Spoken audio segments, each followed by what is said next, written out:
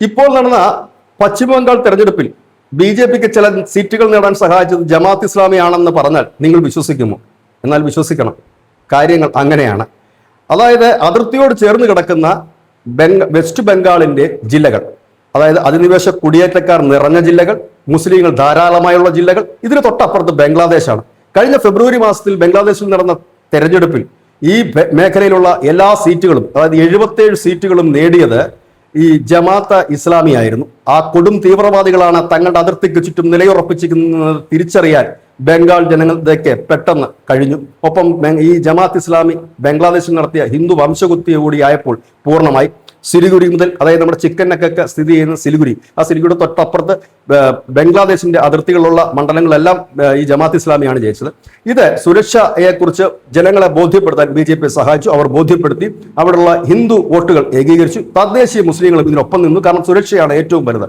ഏറ്റവും ഒടുവിൽ SIR നടപ്പാക്കിയത് മൂലം അനധികൃതമായി കുടിയേറിയ റോഹിംഗ്യകളും ബംഗ്ലാദേശികളും വോട്ടർ പട്ടികയിൽ നിന്ന് പുറത്തായി. കാര്യങ്ങൾ കുറച്ചുകൂടി എളുപ്പമായി. അവിടങ്ങളിൽ ബി.ജെ.പി ജയിച്ചു കയറിയത് 26 ഇടങ്ങളിലാണ്. അതായത് വെസ്റ്റ് ബംഗാളുമായി ചേർന്ന് കിടക്കുന്ന ബംഗ്ലാദേശിന്റെ അതിർത്തി പ്രദേശങ്ങളിൽ ഈ ജമാഅത്തെ ഇസ്ലാമി ജയിച്ചത് 17 സീറ്റുകളിലാണ്.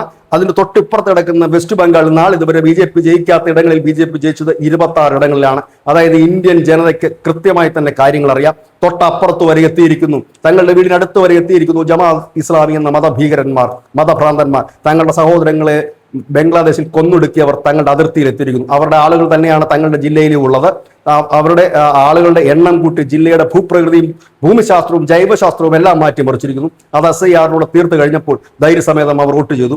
ഇന്ത്യക്ക് അനുകൂലമായി വോട്ട് ചെയ്തു. ആ വോട്ടാണ് ബി.ജെ.പിയുടെ ഭൂരിപക്ഷം വലിയ രീതിയിൽ വർദ്ധിപ്പിക്കുന്നതിന് ഇടയായത്. പ്രത്യേകിച്ച് മാൾഡ അടക്കമുള്ള ജില്ലകളിലൊക്കെ, മുസ്ലിം ഭൂരിപക്ഷം മേഖലകളിലൊക്കെ ബി.ജെ.പി ജയിച്ചു കയറിയതിന് പിന്നിലും ഈ ഒരു വികാരം തന്നെയായിരുന്നു. ഒരു തരത്തിൽ പറഞ്ഞാൽ ദ്രോഹിച്ചിട്ട് മാത്രമുള്ള ഒരു ജമാഅത്ത് ഇസ്ലാമിയെ കൊണ്ട് അല്പമെങ്കിലും ഗുണം, ഒരു ഐക്യബോധം ഈ ഹിന്ദുക്കൾക്കിടയിലും തദ്ദേശീയ മുസ്ലിങ്ങൾക്കിടയിലും ഉണ്ടാക്കുവാൻ അവർക്ക് കഴിഞ്ഞു എന്നുള്ളതൊരു യാഥാർത്ഥ്യം തന്നെയാണ്.